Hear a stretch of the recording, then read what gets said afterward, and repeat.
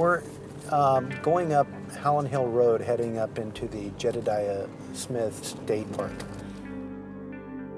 Things are quiet in Crescent City on a Sunday morning. That is, until a call comes in. A woman's body found lying in a ravine. Deputy Gene McManus responds. Well, I saw what appeared to be some kind of a blanket, but I saw the head of a young woman with pretty bright red hair and a lot of exposed cut tissue. It's a scene that hits the deputy hard. And I realized that, this could have been my daughter. The tragedy of it struck me, and I actually made her a promise that I would find whoever did this. McManus gets on with the business of investigating the girl's murder. He calls for backup. Detective Bill Stephen arrives.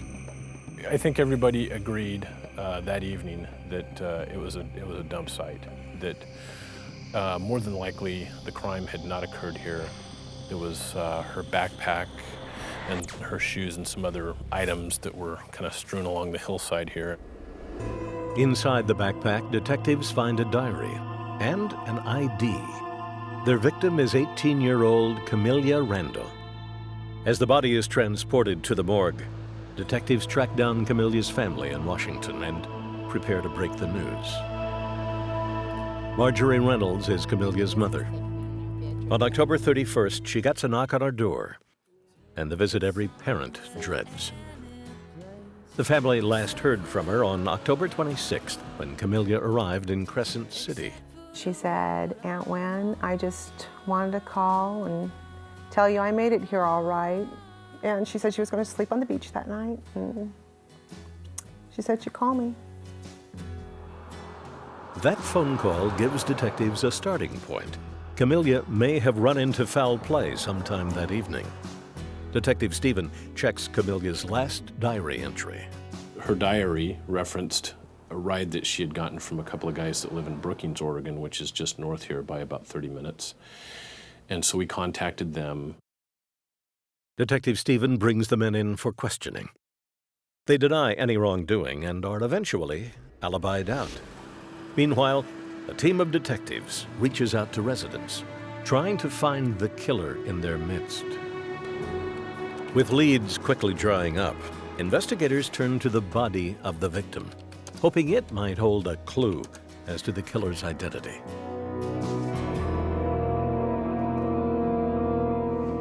There were all these little pocket knife-like shallow incisions over her arms and her face.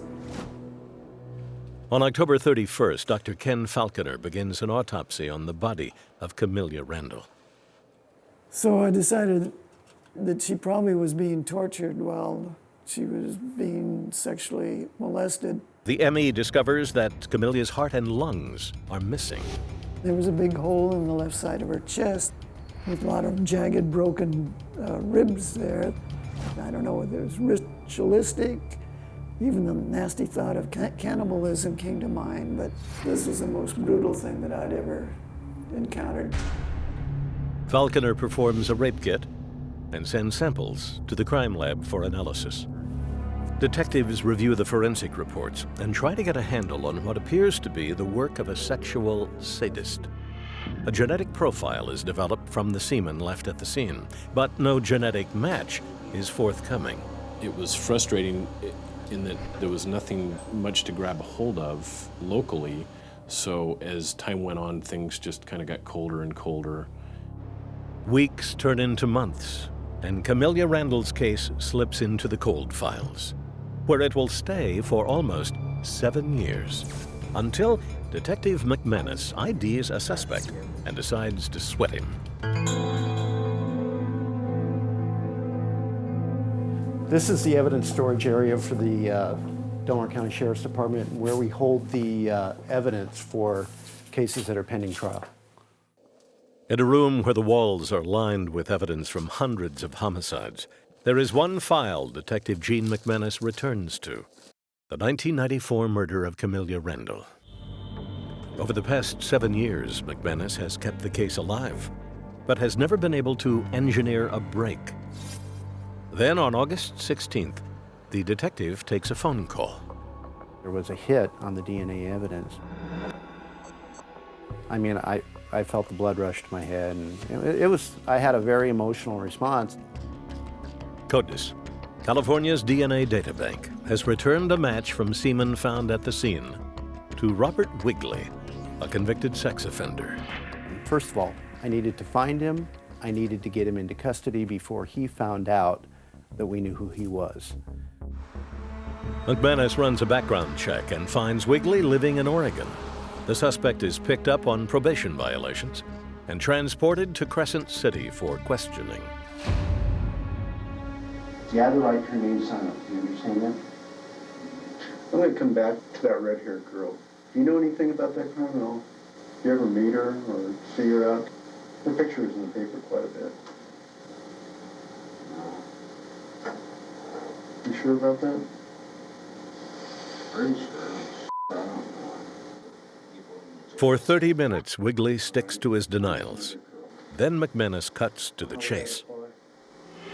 Bob, I have DNA evidence on you, all right, on this murdered girl. And it shows that you did it. You're saying I did that? Yes, I am. I'm telling you I'm going to prosecute you for it. Come on, let's go. Wigley's statement locks him into a lie. It's a good start, but McManus needs more. You need to get a timeline on his actions, his movements, and his associates. And there's no one better than a spouse. Marie Biggers is Robert Wigley's ex-wife. At the time of the murder, the couple was still married and managing a local motel in town. On November 27th, McManus tells Biggers he suspects her ex is a killer. Her initial reaction was shock and fear, and you could see it on her face. I remember his first question is, do you think he's capable? And I said, oh yeah. I said, yeah, no doubt in my mind. I wasn't. Biggers has not seen Robert Wigley in more than 2 years. Still, she's scared. Her ex-husband might decide to pay her a visit if she talks to police. When I assured her that he was not going to be getting out of custody, that he was in custody at that time, and that she would be safe, then she started talking to me about what they were doing back at that time in their lives. Hitting me, pushing me across the room, throwing me across the room. He choked me until I passed out. He held a gun to my head. It shows his violent background, it showed his need to dominate, and it showed a progressing amount of violence. For Detective McManus, Marie Biggers is the voice he has been looking for, the voice of a victim. On November 30th, the detective arrests Robert Wigley and charges him with the murder of Camelia Randall. On the eve of his trial, Robert Wigley is left with no credible alibi and no way to explain a DNA match that could put him behind bars for the rest of his life.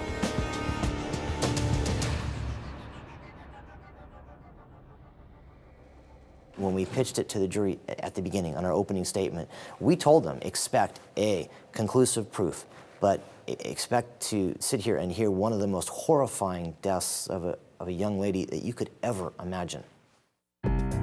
District Attorney Michael Reese presents the state's case against Robert Wigley. After 10 weeks of testimony, the jury returns its verdict: guilty of murder in the first degree. Wigley is sentenced to life in prison without the chance of parole. I remember the family looking at him, waiting to see any response. And Mr. Wigley was standing up, staring at the jury as if to taunt them. And then as the verdicts were read, he turned over his left shoulder, staring at the family as if to say it didn't matter. Look at her face here. She was always so full of life. Marjorie Reynolds is present when the guilty verdict is read. Afterwards, she leaves the courtroom just as she came in, very much alone. When I walked out of the courtroom, I didn't walk out with my daughter. She was still gone. And he'll never suffer like he made her suffer.